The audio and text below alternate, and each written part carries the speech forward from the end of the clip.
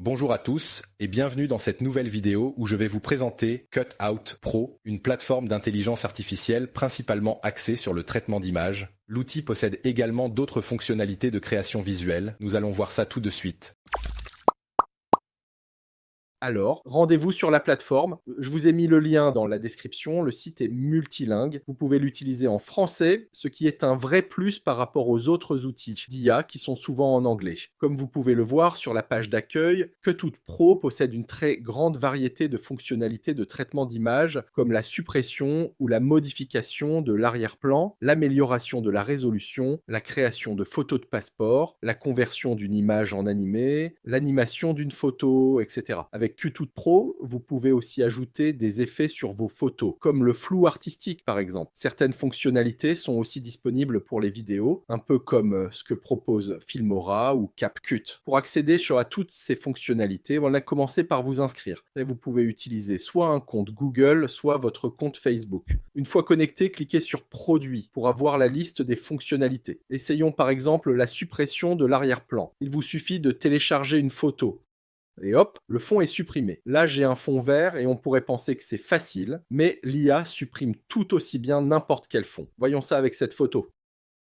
Vous voyez? Donc maintenant, à partir de là, vous pouvez changer la couleur du fond depuis le panneau à droite. Ou cliquez sur éditeur pour avoir des images de fond. Vous pouvez rechercher d'autres images en tapant un mot-clé. Vous pouvez aussi télécharger vos propres images, le logo de votre entreprise ou de votre marque par exemple, que vous pouvez utiliser comme arrière-plan. Plus haut, vous avez le choix entre plusieurs options de flou artistique. Sur le panneau de gauche, vous avez aussi des options pour ajouter des cadres ou un texte.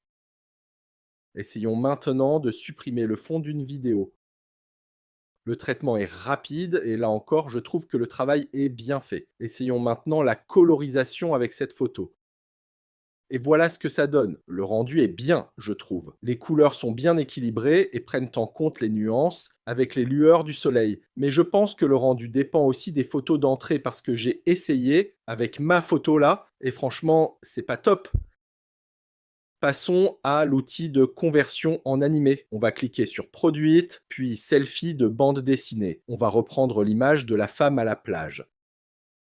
Alors, ça fait plus effet peinture aquarelle, je trouve. C'est dommage et un peu décevant pour ma part. Néanmoins, sur le panneau de droite, vous avez plusieurs autres styles que vous pouvez appliquer. Ce qu'on a là, c'est le style K-pop, mais il y a aussi K-pop Avatar, Magic Mirror Avatar, qui fait plus dessin animé pour le coup, American Comic Avatar, qui donne un rendu plus travaillé. À mon sens, il y a quand même pas mal d'options que vous pouvez essayer. On va aussi cliquer sur Rehausseur de photos en bas pour voir ce que ça donne. Comme la photo d'entrée est nette, on ne voit pas trop la différence avec le rendu final. Mais on voit que la qualité de l'image a été améliorée. Avec Cutout Pro, vous pouvez aussi animer les photos. Dans Produits, cliquez sur Animer photo et télécharger une photo. Moi, j'ai repris celle de la femme en noir et blanc. Vous voyez ici sur le côté que vous avez le choix entre plusieurs animations. Si les mouvements sont subtils, comme avec la première option, le rendu est de qualité. Mais si vous choisissez une animation qui bouge beaucoup, vous avez beaucoup de déformation au niveau du sujet. Mais si vous voulez, ça peut faire du buzz sur vos réseaux sociaux. On va maintenant tester la fonctionnalité de création de photos de passeport. Avec cette fonctionnalité, l'IA recadre automatiquement la photo, supprime l'arrière-plan et le remplace avec le fond blanc. Tout ça en quelques clics seulement.